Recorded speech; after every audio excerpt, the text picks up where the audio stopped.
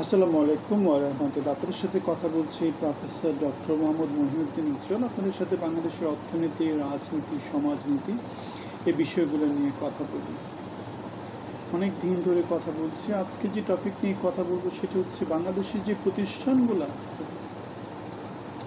যেগুলো বাংলাদেশকে সভ্য করার কথা ছিল, যেমন আইন আদালত, বাংলাদেশের বিচার ব্যবস্থা, বাংলাদেশের দুর্নীতি দমন কমিশন, বাংলাদেশের নির্বাচন কমিশন, বাংলাদেশের যেটা আছে নানা রকম যে কমিশনগুলো আছে, যেমন স্বাধীন সংবাদপত্র কমিশন, এই যে কমিশনগুলো যেগুলোকে আমরা স্বাধীন commission, UGC university grants commission, এগুলো কোনোটা কি নিরপেক্ষভাবে কাজ করতে পারে? কখনো কি করেছে? হাসিনা সরকারের সময় আমরা দেখেছি বন্দুকের উপর, মানে আদালতের উপর বন্দুক রেখে তারা কী করেছে, নানা রকমের রায় আদায় করেছে। আমরা জুলাই আগস্টে আমরা দেখেছি যে কোটাকে বৈধ অবৈধ নানা কিছু রায় তারা আদায় করে নিয়েছিল এবং সে অনুসারে আদালত রায়ও দিয়েছিল। সব কিছু যেটা হয়েছে সরকার প্রধানের ইচ্ছে অনুসারে হয়েছে, ক্ষমতাবানদের ইচ্ছে অনুসারে হয়েছে।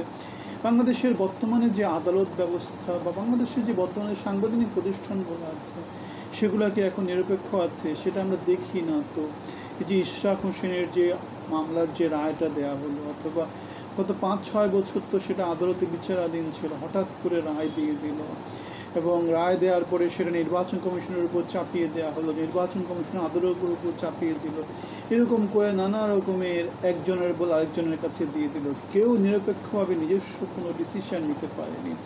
শেষ পর্যন্ত স্থানীয় সরকার মন্ত্রণালয় বলছে যে মেয়াদ যেহেতু পুড়িয়ে গেছে, ঢাকা সিটি কর্পোরেশনের যে মেয়াদ মেয়রের 5 বছর, সেটা সুতরাং ইশরাক হোসেনকে মেয়াদ হিসেবে শপথ নেওয়া যাবে না। তাহলে আমরা এই যে এই ঘটনাগুলির মধ্য দিয়ে আমরা দেখতে পাই যে আমাদের যে প্রতিষ্ঠানগুলো আছে, কোনো প্রতিষ্ঠানই নিজস্ব কোনো শক্তি নিয়ে দাঁড়াতে পারেনি, তাদের নিজস্ব কোনো মতামত নেই। কেউ শক্তিশালী, কেউ যখন যেটা চাইবে সেটাই তারা করবে, সেটাই তারা করে। একটা খবর দেখা গেছে ফারুক আহমেদকে অপসারণ কেন অবৈধ হবে না সেটা নিয়ে হাইকোর্টে রিট করেছে। এখন এই যে ফারুক আহমেদ যে রিটটা করেছে সেই রিটটার পক্ষে আদালত কী রায় দিবে না রায় দিবে, সেখানে তথ্য প্রমাণ থেকে বেশি গুরুত্বপূর্ণ হবে কার কত শক্তি, অথবা কোন আদালতে কে গিয়েছে, সে আদালতের যে বিচারপতি সেই বিচারপতি কার সাথে কেমন করে লিয়াজও আছে, সে কোন দিকে বায়াস। আমরা সেটা দেখেছি বাংলাদেশের তত্ত্বাবধায়ক সরকার ব্যবস্থা চালু হওয়ার পর থেকে কে প্রধান বিচারপতি হবে সেটা নিয়ে নানা রকমের চেষ্টা হতো এবং নানা রকমভাবে ইনফ্লুয়েন্স করার চেষ্টা করা হতো যাতে কারো দিকে বায়াসড এমন কেউ যাতে তত্ত্বাবধায়ক সরকারের প্রধান হতে পারে। সেই জন্য প্রধান বিচারপতির ক্ষেত্রে নানা রকমের অপচেষ্টা করা হয়েছিল এবং তারই পরিপ্রেক্ষিতে আমরা দেখেছি আমাদের নির্বাচনী পরিবেশ কলুষিত হতে, তত্ত্বাবধায়ক ব্যবস্থা বাতিল হয়ে যেতে এবং ফ্যাসিজম কায়েম হতে, বাংলাদেশে 17 বছর ফ্যাসিজমের আন্ডারে শাসন হতে। তাহলে আমরা যে কথাটা বললাম সেই কথাটা বাংলাদেশের সমাজের জন্য সবসময়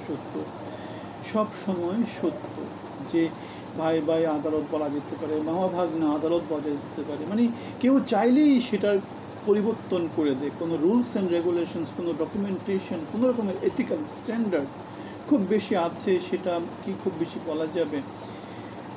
তাহলে কেন মানে এই যে আমাদের গ্রেনেড হামলা মামলা যেটা হলো সেটা রায় সব আদালত একই রকম দিল, হঠাৎ করে শেষের দিকে এসে সবাইকে আবার বেকসুর খালাস দিয়ে দিল, এখন আবার নতুন করে তারা আপিল করার দিকে যাচ্ছে। সুতরাং আমরা দেখতে পাচ্ছি সব দিকেই বাংলাদেশ পছন্দরা একটা সমাজ, পছন্দরা একটা রাষ্ট্রীয় ব্যবস্থা, পছন্দরা একটা বন্দোবস্ত বাংলাদেশে চালু আছে, চালু ছিল এবং চালু থাকবে। সেটার পরিবর্তনটা কীভাবে আসতে হবে?